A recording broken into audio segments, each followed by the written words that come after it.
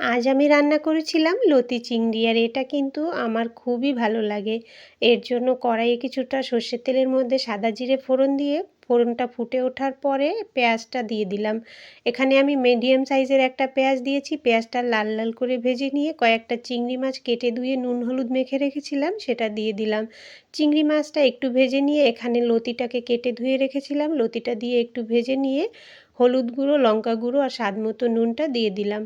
এরপরে কচুরলতিটাকে মশলার সঙ্গে একটু সময় ভেজে নিয়ে পরিমাণ মতো জল দিয়ে দেব। জলটা খুব কম পরিমাণ দিতে হবে যাতে লতিটা সিদ্ধ হয়ে যায়। এরপরে ঢাকনা চাপা দিয়ে 2 থেকে 3 মিনিট আমি হাই ফ্লেমে রান্না করে নিয়ে লতিটাকে চেক করে দেখব। লতিটা গলে গেলেই কিন্তু রান্নাটা কমপ্লিট হয়ে যাবে। আর কচুরলতিতে যদি বেশি মশলা দেওয়া হয় তাহলে কিন্তু খেতে ভালো হয় না। নেড়ে চেড়ে নামিয়ে নিয়েছি। আমার লতি চিংড়ি রেডি। ভালো লাগলে একবার অন্তত